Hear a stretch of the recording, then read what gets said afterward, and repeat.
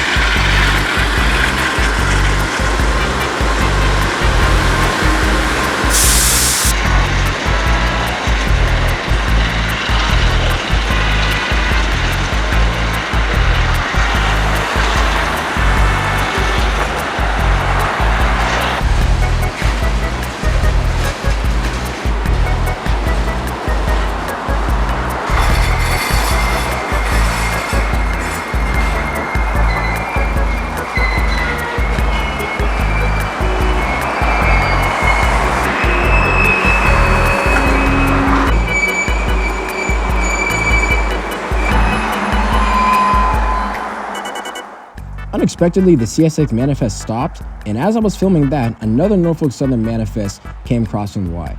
What I expected to be a local was actually Norfolk Southern 242 building its train, as it would eventually be departing soon to head up towards Charleston, South Carolina.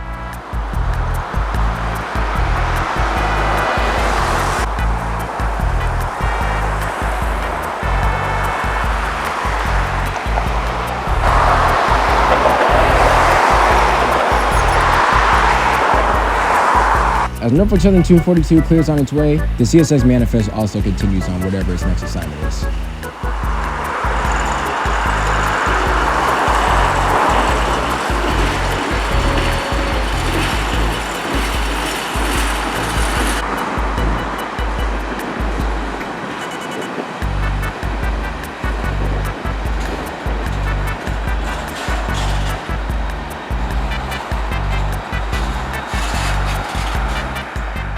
Once the CSX manifest cleared, I decided to go to Inman. And even though I knew there was a train lined out, I decided to test my luck. I don't know why I thought that considering the last few days, to see, maybe I'll beat the train before it started leaving. And of course, as soon as I got there, it was leaving. And look what was trailing second. Oh my God. Y'all, how do I let this happen, bro? That's both of these units, both 4004 and 4005, both in the blue main scheme that I have not filmed. Both of them I've missed within 2 minutes. This is just incredible. This has to be an achievement of some sort. Anyways, as this southbound train starts leaving the yard with what would have been a very good catch also trailing out, we turn our attention to the other side of Inman Yard to see that there is a lot of other yard activity going on in the facility today. And one of these moves would shortly come up in front of us.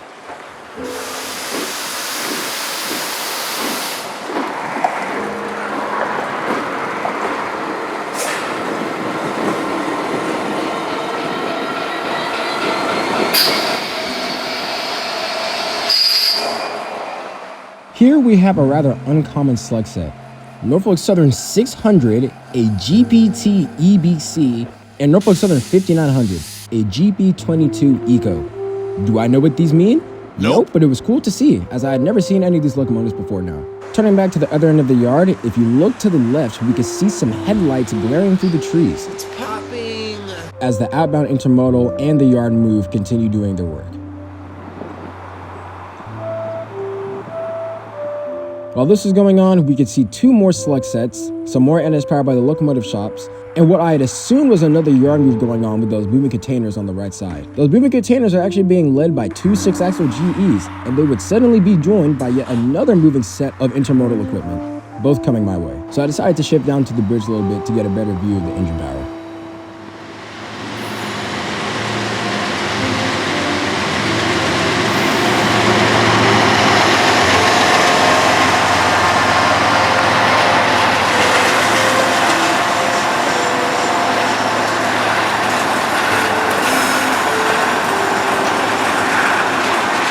As this new intermodal continues towards the south end of the yard, that train that had 4004 actually starts reversing. They were actually building their consist. And while a container comes by with an interesting claim, Anthony, do you go for this, bro? I decided to ship back down over to the bridge to catch our first intermodal train coupling up to its new cut of cars. Here we get a little bit of insight as to how trains are built. You can see the conductor on the tail end of the train, and he will actually be walking the engineer, directing him on how fast he needs to go and the distance between the cut that he's about to couple to. They don't just ram into the cut, they have to go in through a certain difference, the conductor has to call out the difference, and then the engineer slowly backs up into the cut of cars that they need to couple up to.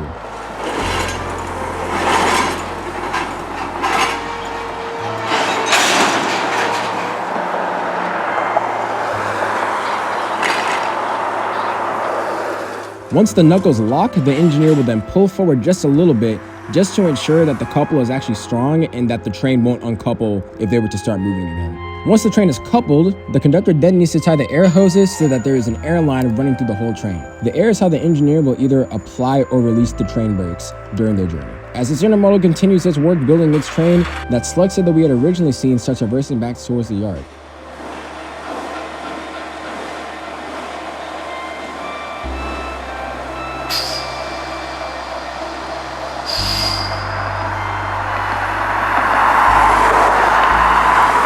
And as it does, look off in the distance. There's actually a cost container hiding within this train here. A little not surprised, we'll take those. Anyways, as that select set continues to reverse back and that conductor we had seen starts walking towards a PTI van, the headlights that we had seen off in the distance behind those trees suddenly arrive.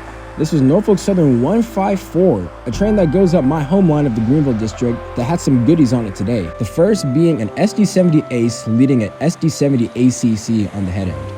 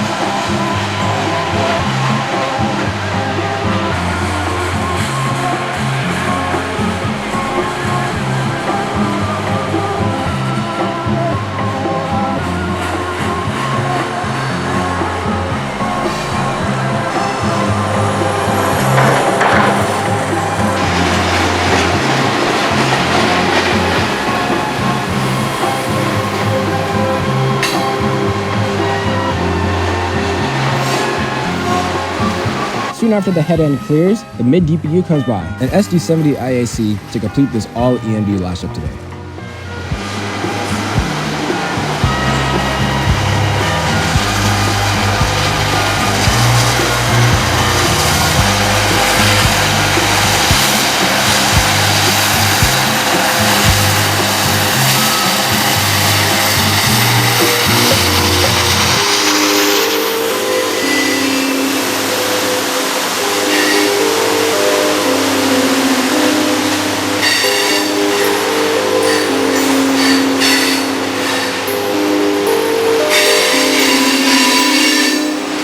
finally, the biggest surprise of this train. A huge depressed flat car in a caboose on the very end.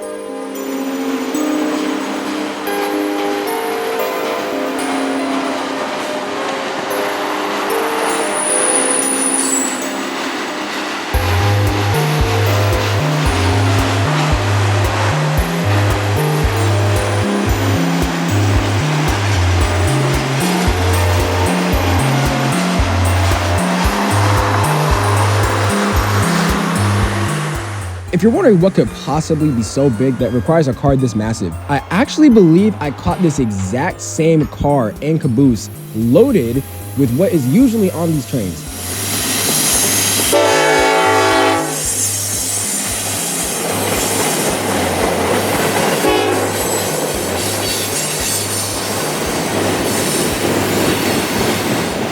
Usually a train pulling a car like this is carrying a massive Siemens generator or something very large that can't be carried on anything over the road. And it appears that now that the load has arrived to its destination, it must be returned back to wherever it came from. And so it got tacked on the NS-154. With that manifest gone, I went down over to the bridge because one of the intermodal trains that we had seen earlier is now reversing back towards the intermodal facilities inside India.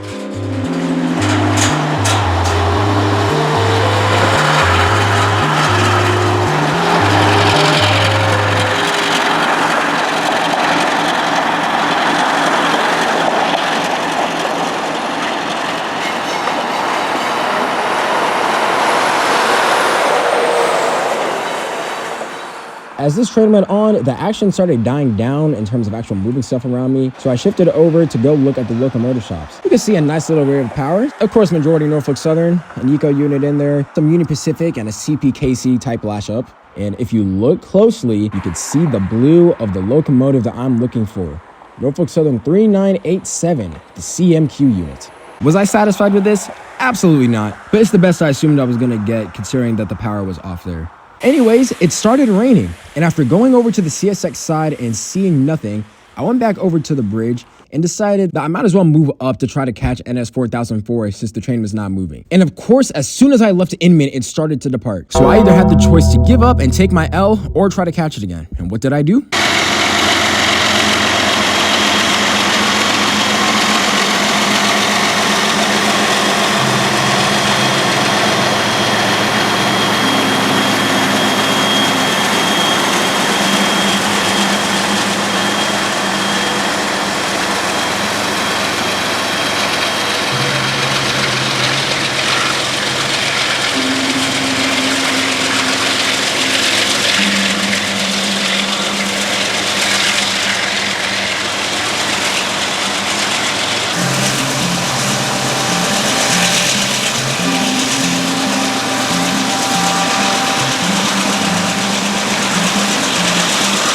I intended to chase this thing all the way down into the CP Spring area until I hit a red light, so that killed any chances of me seeing the head end again. So I decided to pull off and get footage of the train being sandwiched by two other Norfolk Southern manifests, all sitting under the remains of the Bankhead Bridge.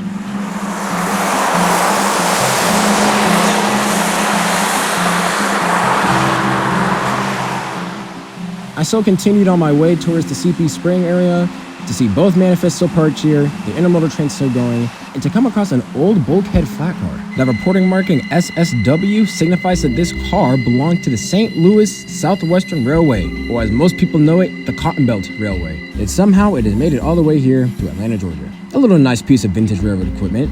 Anyways, I continued on to the Spring area, where just as we get here, the tail end of the intermodal train clears.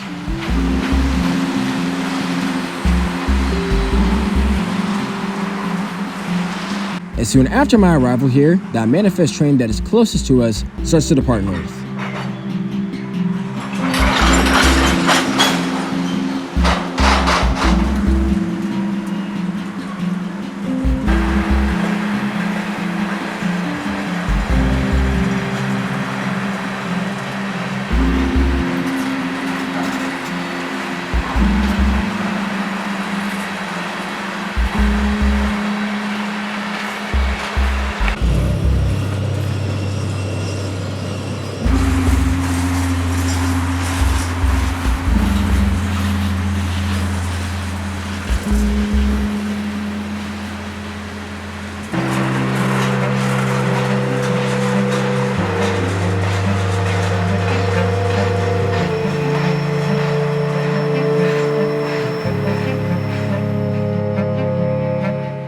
After the manifest cleared, it was a little bit of waiting until the next train came, a loaded BNSF coal train heading down to the Sherry plant.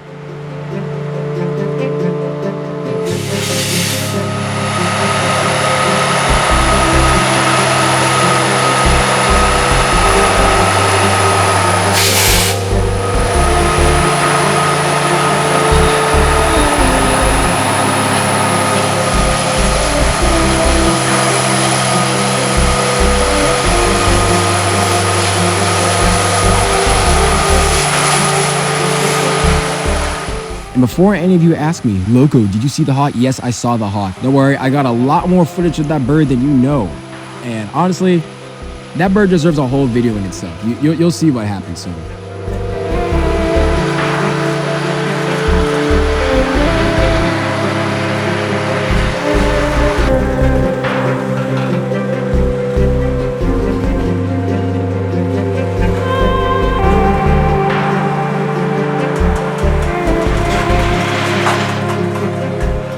As our loaded coal train over here comes to a halt, the auto-rack train that's behind it starts to move. And looking on the feed, I could see that there were two things that were lying towards my way. So I went back over to the bridge adjacent to the bankhead remains to just catch up to the tail end of that auto-rack train.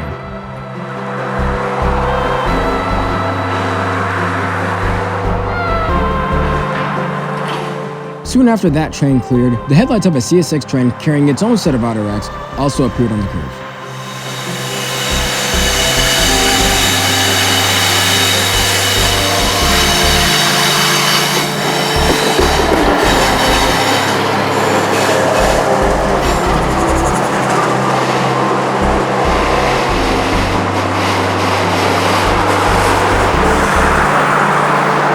And of course, the moment that the CSX power got out of frame, the Norfolk Southern train appears. Just a 20-second delay and we could have had a sweet rolling race, but it is what it is. I'm not gonna complain because this Norfolk Southern train actually has a nice lash up. The standard Norfolk Southern GEVO, but at least Wells Fargo Mac and a Union Pacific GEVO trailing third.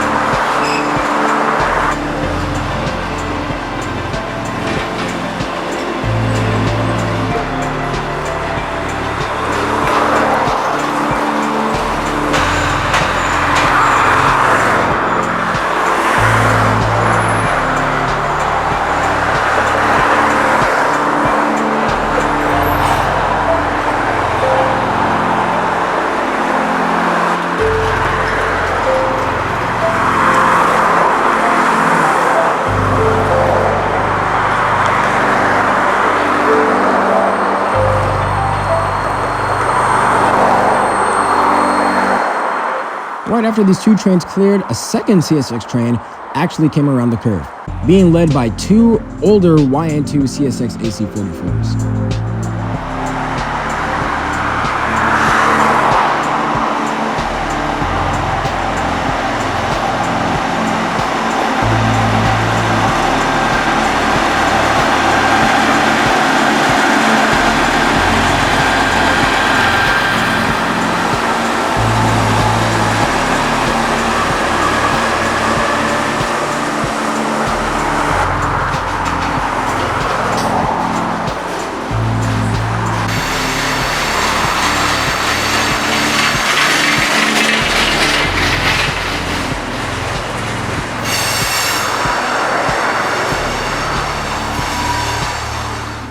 This train was going slow and I kind of wanted another view, so I went back to the bridge adjacent to Hawaii to find the head end of that CSX Autorack train that we had first seen before, in addition to that manifest train still passing. And at this point, I'm gonna be honest with y'all, I was in desperate need of a restroom, so I left the bridge.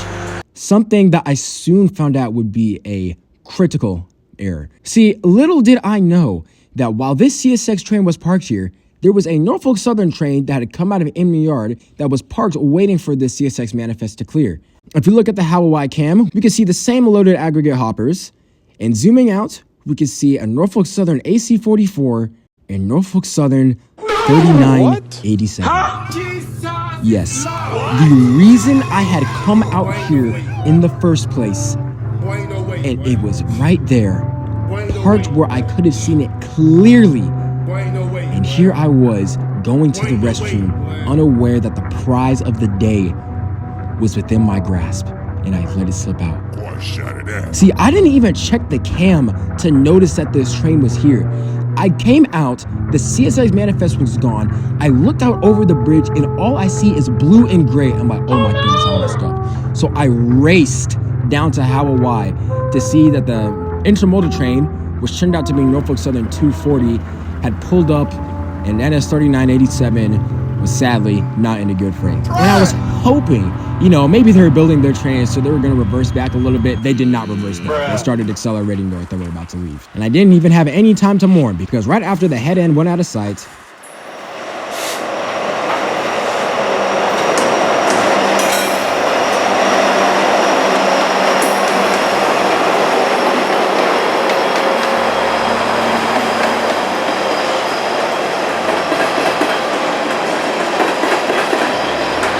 the northbound empty counterpart of that coal train that we have first seen came on by. And maybe you're thinking, ain't you happy you saw the Mac? Ain't you happy I saw the Mac? This is the third time I've seen that Mac, this exact same Mac. I do not care about this unit. It can go to the scrapyard. Even with a nice rolling meet happening right in front of me, I couldn't get over the fact that literally the only reason I had come out here had just been parked where I was standing, and I missed it. You are so sorry. As I've said before, and I'll say it again, still taking L's in these streets.